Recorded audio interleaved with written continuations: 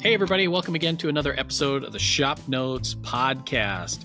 I'm Phil, along with Logan and John today, episode number 208. We're going to talk about finishing today, talk about a couple of finishing techniques that we've been working with recently. We'll also do a little update on what's going on around here and talk about the Woodsmith Shop TV Show, season 19, just around the corner.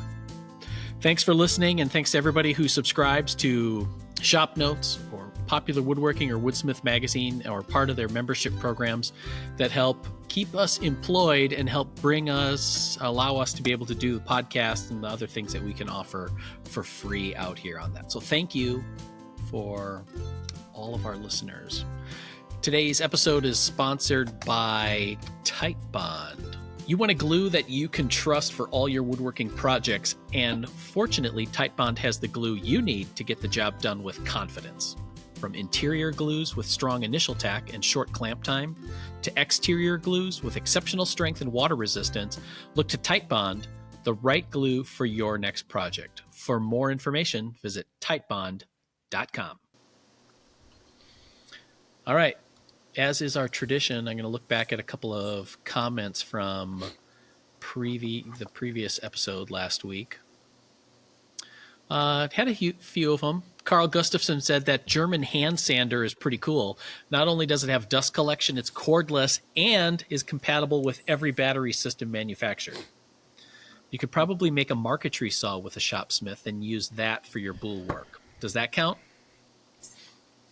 And I just love the fact that we have our listeners now and commenters on YouTube have joined in the Shopsmith fun. Like they're defending it, which is a little depressing. It's not well, and it's not just hate either. Like they see the. Are they pro Shopsmith or are they just anti Logan? Yeah, is that it? Yeah. Floyd Olden says, so Shopsmith has two scroll saw variations that I'm aware of. The newest version looks just like a scroll saw of today. The older one is in a C-shaped configuration, just to let you know. Christopher Hathaway says, Holzwerken is woodwork in English. Fun show, gentlemen. All right. And then Jeff Baker said, I'm pretty sure at 22:45 the audio dropped out. Did Logan say his cabinet doors would be double beveled in Tarsia? Yes. Kevin Thomas, the Kansas City Woodworkers Guild, is having a 40th anniversary open house day on October 5th. We're all welcome to go join them. So happy 40th to the Kansas City Woodworkers.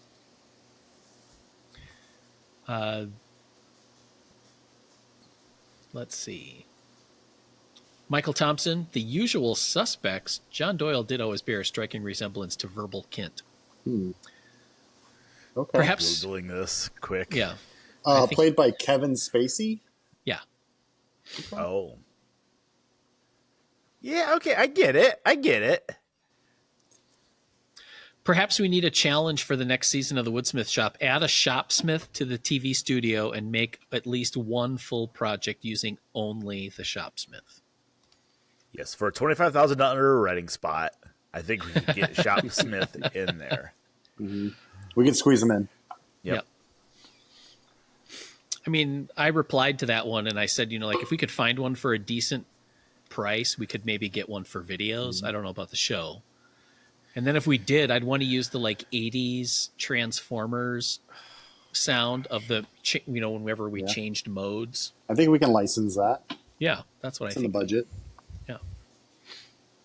So thanks to everybody who replies, whether you're sending in comments on YouTube or to our email address.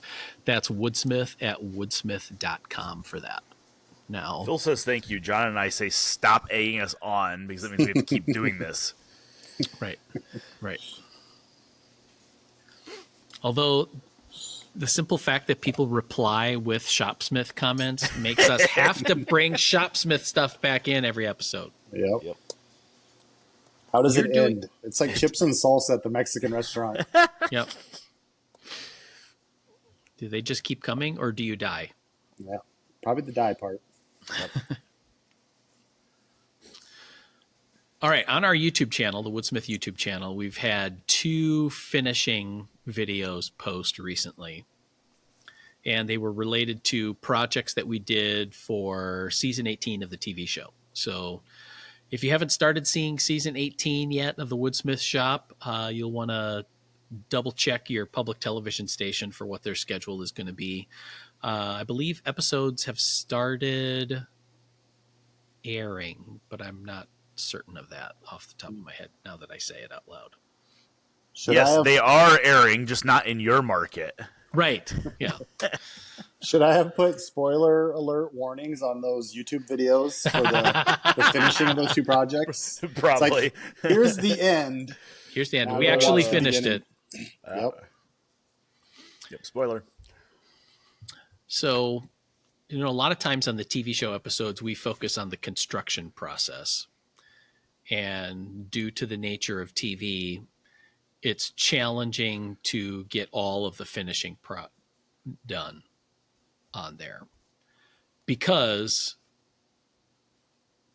it's kind of a involved process. And what I don't want to do is get to the end of an episode and be like, and now we put finish on it, because there's more to it than that. So on a few of the projects, we have taken the time to do bonus videos that we put on our YouTube channel and with the TV show site where we can kind of dive in a little bit on that. One of those was the Craftsman style bookcase that we did. That was the first one, went out a few weeks ago. Mm-hmm. And that project for you, Logan, had some sentimental, personal value to it. So you took it. Yep. And then did your own finish on it. So you want to kind of just highlight that? So that is a arts and crafts style bookcase that Willie Sandry did for Pop Wood maybe a year and a half ago or so. But that white oak was a tree that was taken down at my grandpa's house from the derecho that I milled. So I wanted to bring that and offer it to my grandpa. I just don't think that he's going to want it. I haven't actually talked to him since I've had it, so I've asked him if he wants it or not.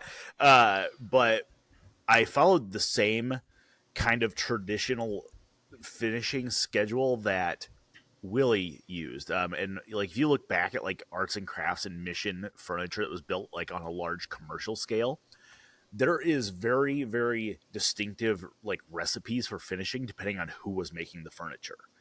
And some of them were very involved. Some of them were very basic. The one that Willie used, the one that we used, that I think it looks really, really nice. It started with a trans tint dark mission brown dye. It was dissolved in 50/50 lacquer thinner and denatured alcohol. Okay, so it's basically a non-grain raising solvent that allows you to dissolve the dye in it. And applied that, and you wipe that on. You could spray it on, you can wipe it on, you can brush it on. It's just with that, it dries so quickly, it's hard to avoid lap marks and overlap. So I end up using a staining sponge. I don't have one. I have one somewhere in here. I just saw it the other day. It's basically a pad with fabric around it. And that worked really, really nicely. You can kind of re-wet areas to blend in any overlap marks. Then you let that dry, and then you have to seal that down somehow. Because the process is dye, then a gel stain, then a lacquer. But you have to seal that dye down, otherwise you will pick it back up with that gel stain. So we sealed it down, and Willie sealed his down with spray shellac. So basically you come in with spray shellac, you spray it on. If you wipe it on or brush it on, it will also pick up the dye again. So spraying it on is the best. That seals it down, adds a barrier coat, and then you come over top with a dark walnut gel stain. And the gel stain's kind of twofold with the white oak, because that white oak has open pores on it. It kind of mashes down into that grain and adds a subtle hue to the wood, but it also kind of pools in like the the corners and the nooks and crannies, and adds a little bit of antique look to it. It gets that kind of grime that you would expect to see in an antique store. Like, not enough that you want to clean it off, but enough that you know that this is an old piece of furniture. Sure. So dye, shellac, and then gel stain. You wipe the gel stain off. You don't let it sit there. You apply it, then you wipe it off, leaving it in some of the areas. You let that dry for several days. I think I left mine for like 2 hours, and then you lacquer over top of it. And then the lacquer is kind of that top barrier protective coat. It gives a really, really nice look. It's a really nice, I feel like sometimes arts and crafts stuff can lean a little like red or ruddy color. Yeah. You know, depending on, how old it is, what kind of oak it is, where it's from. This is a nice, like, truly dark brown. I would, if somebody said, hey, what's the finish on this? I would like start with like a dark walnut stain, kind of like that's kind of the color of it. But it's a super nice look. I was very, very happy with it. And it's a pretty intensive finish as far as applying it and stuff. But I did the whole thing in, it was a day. I did the entire thing in a day, and it's not a big project, but right. So, yeah. Here's something that I've wondered about is a couple of questions. One is, you talked about doing the dye first, and then a barrier coat of shellac, and then the gel stain over the top of that. I think part of the reason also is that when you do that, the dye remains itself, yes, and then the gel stain remains its own color and effect. Yes. Whereas if you're to just start putting them on top of each other, it's like just pouring different colors of mud in the same puddle. Yeah. Yeah. In the printing industry, we call this additive color theory. So you are adding layers of color on top of each other, and they each retain their own hue. Yeah. So you're not like mixing everything up and getting a gray or a brown. It's different sheens, different hues as you look at it from different angles, depending on how the light is reflecting off of it. You get different colors. It's very nice, and it works. I don't know that it would work as well with something that wasn't like quarter sawn white oak, because it does a really good job of like accentuating those medullary reflex. Sure. And I think that was a lot of the idea behind some of that mission and arts and crafts style furniture finishing. So, yeah. I think it also does a good job of acknowledging the fact that when you just look at a piece of wood, it's not made up of one color. Correct. There's a wide range of, like even just the plain bur oak that you had for that project had, tans and dark browns, yep, and, little streaks of kind of a chocolatey colors or yellows, yep, and things like that. So when you just put down a single coat of gel stain, as nice as they can be, you are flattening it to a certain extent, because it's just now, yep, just that. And some people want that, like, especially yeah, in the commercial industry. Like, some people just want a flat, boring, vanilla piece of furniture. Right. Well, especially when they're using material from who knows how many different trees, and you're trying to unify the look of something. Now, John, you worked in a cabinet shop prior to coming here. What kind of finishing did they do there? We did like a flat, boring. No, when you're doing something, you're trying to crank out a lot of cabinets and do it quickly. We kind of what we do in the shop for most projects here, where it's either stained or not and sprayed with the catalyzed conversion lacquer or whatever. But yeah, you're kind of right that it's like there's a color and then there's a coat on it, and it's just like it's very durable, but it can get kind of boring. Some people would opt for a more premium, like labor-intensive finish, like what this cabinet had, where it would either be painted or stained, and then you'd come back and do the glazing around the details to leave color to make it look more worn or that type of thing. So, but yeah, most of the time, the most economical finish is just stained or natural and then sprayed it with lacquer. So not a lot of character usually, but that's the good thing about when you're building your own projects like what we do. We can do different things. Yeah, I mean, that's part of the reason that we do some of these videos, is to be able to talk about different kinds of looks and what the reasoning behind it is a little bit. Because when you hear the outline of what Logan did on that cabinet, it sounds super fussy, or it can sound really fussy. And it's like, what's the point? And that's going to take a long time, because it could, if you were to let that dye dry and then spray it and let that fully dry, then all of a sudden you're turning, it can easily turn into a week depending on temperature and humidity. Yeah. But so there's the temptation then to just cut the corners. Well, I'm just going to put the dye on. The dye's lacquer. So in 20 minutes, I can put the gel stain on because that's oil stain and blah, blah, blah. But you don't get that separation. And even though it's microscopic, there is quite a bit of difference. Like I was saying before, that if you were to just layer them right on top of each other compared to having that barrier coat. And someday, when we have more time on the podcast, I'll tell you guys about the slurry finish, the legendary slurry finish. But not today. Not today. Maybe No. For the people who come for Woodworking in America and do the open house, John can do like a little slurry. So I also think it's interesting in talking about arts and crafts furniture is that the original arts and crafts furniture was all made in factories. Let's be honest. 100%. And they were using industrial commercial processes to finish that. That was not EPA sanctioned. There was no EPA at the time.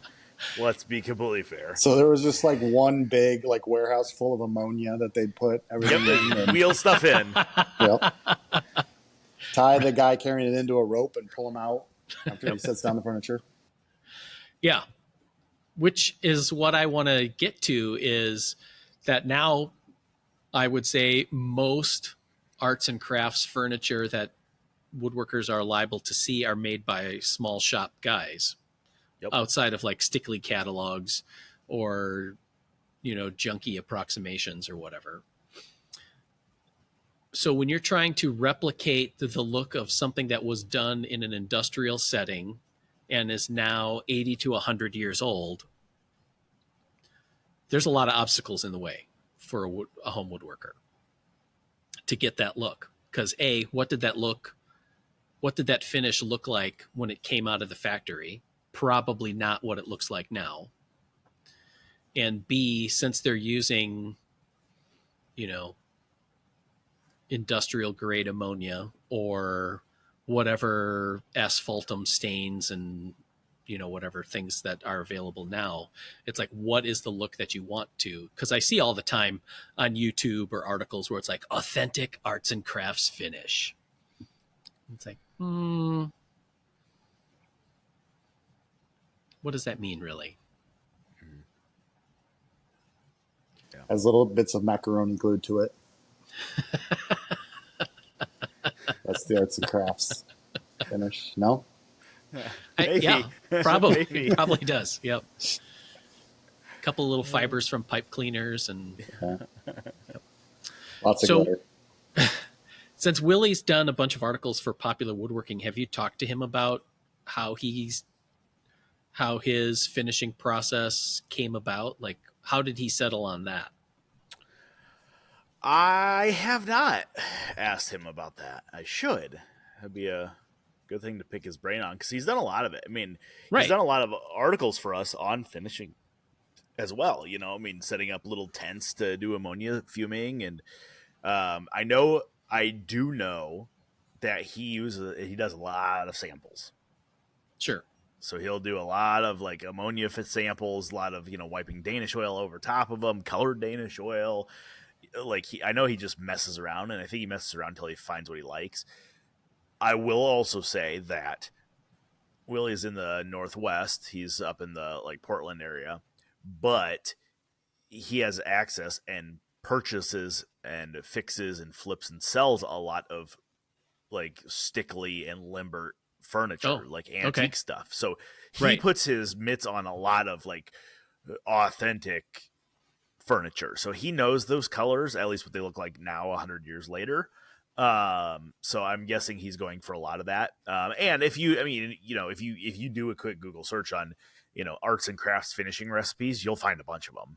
There's one website I've used before that lists, Stickley from 36 to 44 used this on their furniture, and they'll give you like the entire like process. How accurate is that? I don't know. But no, I have not actually picked Willie's brain on it. I should. Yeah, we tried to get him to come out actually to WIA this year on short notice. Let's be fair, it was short notice to do an arts and crafts finishing seminar. Maybe next year. There's always next year. There's always next year. Yep. Anyway, it would be interesting to see, especially for somebody like Willie, who's been building those kind of pieces for a long time, how that process has evolved for him. Yeah. Like where did he start? Yep. And then kind of the reasons why he would choose different things. Because like you said, he's ammonia fumed stuff, but it's not like all of his stuff is that way. Correct. So. Yeah. Special thanks to our sponsor for today's episode. You want a glue that you can trust, and fortunately, Titebond has the glue you need to get the job done with confidence. From interior glues with strong initial tack and short clamp time to exterior glues with exceptional strength and water resistance, look to Titebond, the right glue for your next project. For more information, visit titebond.com. So then the other project that we have a video on just went out earlier this week, I believe, on the harvest table that we built, which was a pretty cool project from Woodsmith. Like 25 years ago or something like that. It's been a while. Yeah. The original one had a painted base, right? Painted or a green stain. It was like a green, like whitewashy type. Yeah. Yeah. When the Windsor green color was hot. It's funny because when you say it was 25 years ago, that was like 2000. Right. 1999. Yeah. It's like, that's not 25 years ago. Yeah. 75 is 25 years ago. Yeah. That's when we were afraid the world was going to end. Yeah. Yeah. Instead of now, like when we know it's going to end. Right. I just am, side note, just proud of the fact, like people like John and I have been around for the end of the world like 3 different times now in our lifetimes. So here, we're like cockroaches. Right. Yep. Or Twinkies. I don't know. You can't get rid of us. All right. So that project, I don't even remember what the original was made from. I'd have to look it up. Anyway, I'll post a link to that. But we decided to do the base in alder because it's really fun to work with. And cheap. Around here, it's pretty inexpensive. Has a really nice look to it. And then the top was... What are we looking at? That's all alder. Oh, yeah. See? Yeah, all my paneling's alder. It's your poor man's cherry. Right. Yeah, it is. Which is fair because it looks a lot like cherry. Works a lot easy. If you like hand tool woodworking, alder's your huckleberry. Just avoid the knots. Yeah. But base out of alder. Also, it's lightweight. And then the top was... pin oak. That was the one. A species of red oak. Fast-growing red oak. Yep. Right. And we were a little worried about the top being pin oak because the boards were charitably janky. Beautiful. Pin oak is not it's not a commercially available wood for a reason. Right. It doesn't make pretty lumber, but sometimes it does. But sometimes it does. And that was funny because in the rock, paper, scissors of assigning duties for this episode, we made Chris do the top. Because he's not here to defend himself right now. Yep. So it's a glued up top with breadboard ends, and had these, it was 8-quarter pin oak boards that each weighed approximately 3 metric tons. Yep. They're heavy. Yep. But because it's Chris, he turned it into a fantastic looking top. It's amazing. I can't get over it, because if you look at each individual board, you're like, I would never use that in a woodworking project in my entire life. But it kind of was like, oh crap, maybe I should use that in more woodworking projects. I got a lot of it too. Yeah. So seeing it together is a great looking piece of woodworking. I really like it. And then when we got done with it, we debated several different finish options for it, in terms of either stain the whole thing, or like a 2-tone stain where the top is different from the base or whatever. Because Logan was really excited about the 2-tone look. He really wanted. To be fair, though, I was also very concerned about the color of the top, because that pin oak, being a red oak, it was very pink. Like, it was pink looking. Yes. And when you're like, oh, we're just going to do a clear finish, I'm like, okay. I'm not doing it, but okay. Great idea. Great. Good for you. Looks like Phil is doing that video. But it looks great. It does. So then we decided on paint for the base, which I wasn't sure about, because we took care to select really nice pieces of alder for the base. So it had really straight grain, had this really soothing appearance to it. I think, Logan, you even turned a couple of legs to show an option for a turned leg, which was a berm on John's desk for a long time. It's on my desk. Yeah. So we did paint, ended up using kind of an off-white. I think it's White Swan from Benjamin Moore. Okay. In an acrylic. And I did that in 2 thin coats on there because I didn't want it to build up, because latex paint tends to feel a little dipped if you're not careful. Yeah. But then for the top, I used Old Master's tongue oil.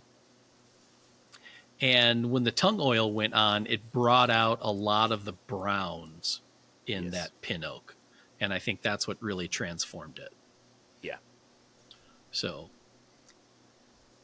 that was really cool to see. We were kind of looking at the fact that this was your everyday dining table. This is not a trophy room table. It's the table that's getting chocolate milk spilled on it routinely and all that kind of stuff. So we wanted a finish that was appropriate to that, but not trying to be bomb-proof, because I think trying to be bomb-proof on a finish for a dining tabletop is just going to look like a new car in a high school parking lot in short order. Logan says with his face. Well, no, I'm in the middle of finishing a project right now, and I have a disgusted look on my face because I hate it. It is what it is. I'll tell you guys about it in a minute, but okay. Yeah. So I did tongue oil to bring out the color. It was like a 2-stage finish.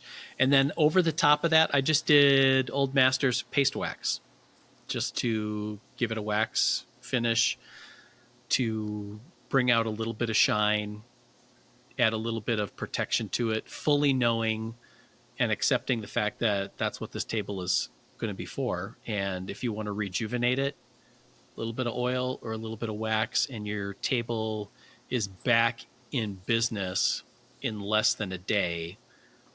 Whereas if you're trying to repair, like a bar top polyurethane or conversion lacquer, it's multiple days and it's got to go someplace else. You're not doing that in the house. So that was my intent after that, was to be like this is a finish that you're going to live with finish. Mm-hmm. And it will show it will show its age and marks the way it should. That was my initial intention with my dining table in my house, because that was just a linseed oil finish, and it was just going to be like, let it be what it's going to be. It's going to show all the love my kids are going to give it. And that lasted for about 2 weeks until I was like, all right, I'm done yelling at everybody for not using coasters or putting varnish on it. So now it's wiping varnish. All right. That's fair. When we got married, I made a dining room table for wedding gift to my wife. And it's a shaker harvest table drop leaf thing. And I had originally done like 8 coats of Danish oil on it, and it looked great. And then somewhere early kids, I decided to use, it was called Balin's bar top varnish at the time, which RIP Balin's. But so I put that on, and what was really cool about that is that it had this really nice, even kind of gloss, not super gloss, but a little bit of a shine to it, and looked fantastic. The problem is that 20 years later, is that finish is kind of failing now. And other than like sanding it down, I'm kind of stuck with that look on it. And what I wish I would have done is just kept doing Danish oil periodically on it, or like a oil wax, and just been like, this table's going to get wiped off well and taken care of, but then, a couple times a year or once a year, get a new coat of oil and wax and be done with it. So what's your finish conundrum right now? So for the last issue of Popwood I sent off to the printer this week, I did an article doing inlays with the Shaper Origin. Okay. And because I'm a smart man, I'm double dipping. I had one of our gentlemen from the Marine Group asked me if I could build him a table for his boat.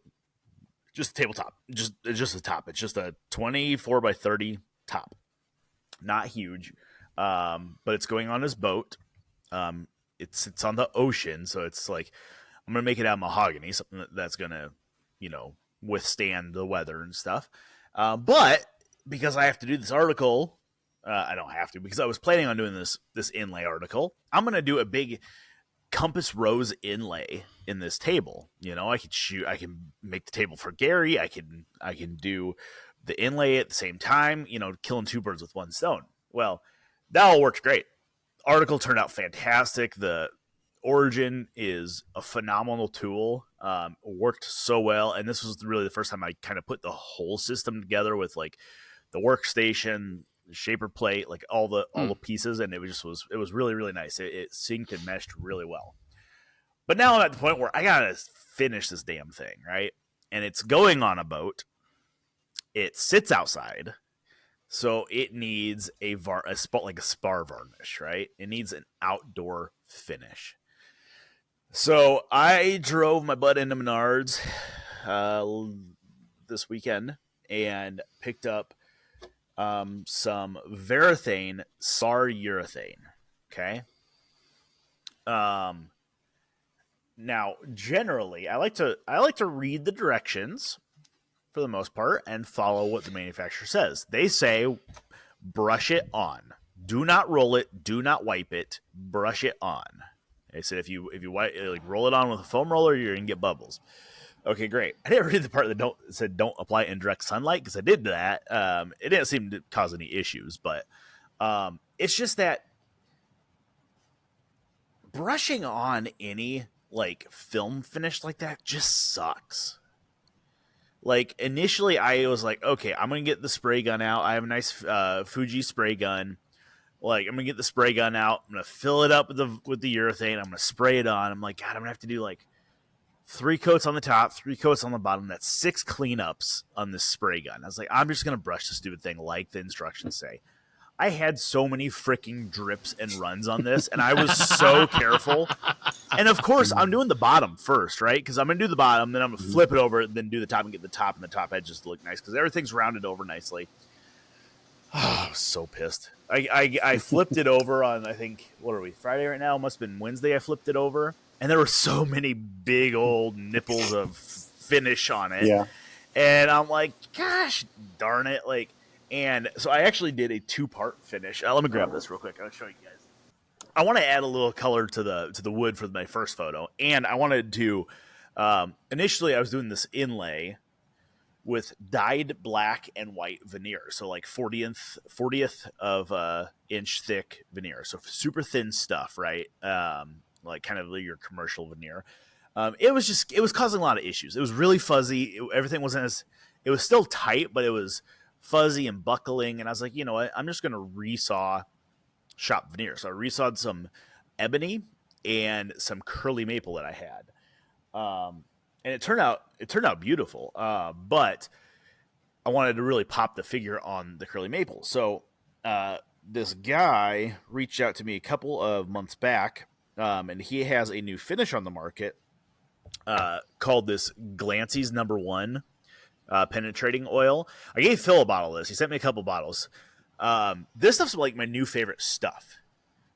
So like it's just, I don't know exactly what it is, but it's like an ultra thin drying oil.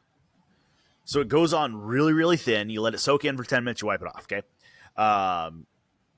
I just love the way it looks, and it dries super fast. And if you put like a shellac over top of it, it builds really fast, or builds really quickly. All that aside, I had put this on the top. So I then now have this on the top, and then I have all these little urethane nipples that I have to scrape and sand off.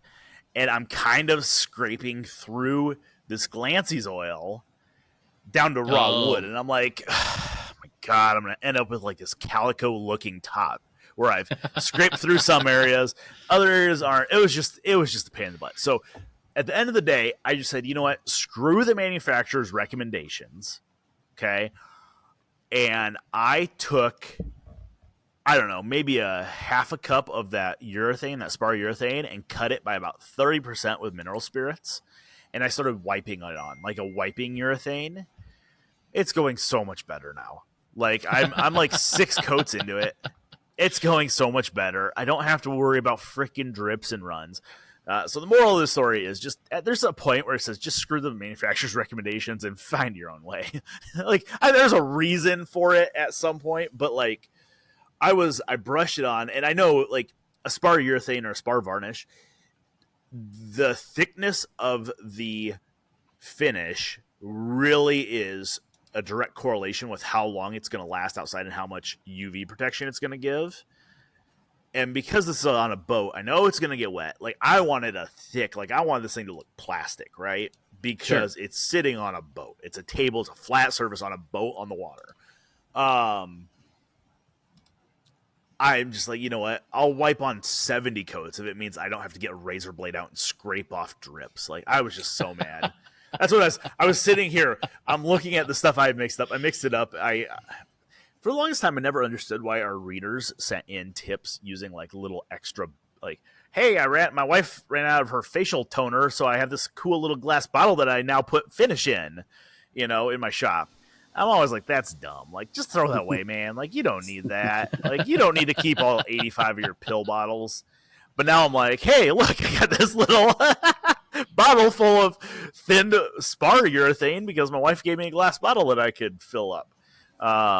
Yeah, I was just sitting here looking at it. Just it's been a pain. And of course, there's a cat running around in the shop, so I can't have the surface inside, or else you have little cat footprints all over it. Yeah, it's been fun. Spar Urethane, not my favorite varnish, or not my favorite finish. Yeah, I feel like a lot of manufacturing instructions should have like, this is the instructions for legal reasons. Right. If you want to know like the real way to avoid warranty and possibly burn Well, your shop down, yeah.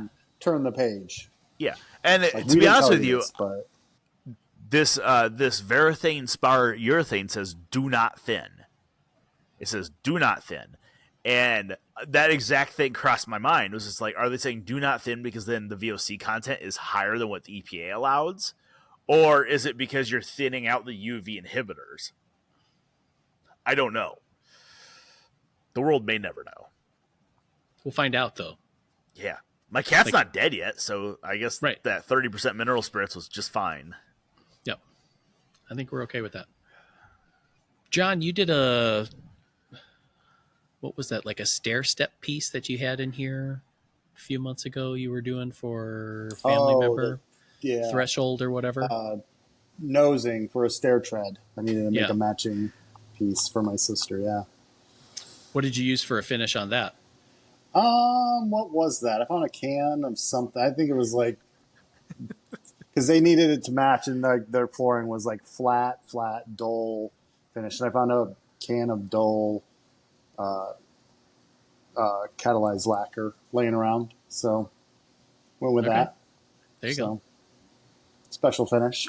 Yeah. The hard part was matching the stain too, because it was like a weather, and like they gave me a piece to match it to, and of course that piece doesn't necessarily match all the other pieces or the piece it's going to be next to. So it was like it had some black streaks in it and some kind of yellowish brown, and so I was just like mixing all kinds of stuff up that we had laying around. Luckily, we have all kinds of stains laying around, so you know, mix a little bleach, a little ammonia, you know, get crazy. So the moral of the story is really don't throw away anything, because you might be able to just mix it together with something else later on. Yep. Yeah. Save all the dried up wood filler and everything. You never know. All right. There you go. All right. I think that wraps up another episode of the Shop Notes Podcast. If you have any questions, comments, or smart remarks, you can email them to woodsmith@woodsmith.com. Otherwise, you can post a comment on our YouTube channel where you can see what we're doing. Don't forget to check out the show notes page. I'll put a few links in there for some of the things that we've been talking about for staining and finishing. Also, a reminder for our Woodworking in America event in just a few weeks. Raleigh Johnson is going to be talking about coloring wood using dyes and stains and combinations therein. He's got a great presentation, and we'll have a lot of really cool ideas for being able to tackle these kinds of projects with a little bit more confidence and also with a little bit more certainty of the results. So thanks for listening, everybody. Bye.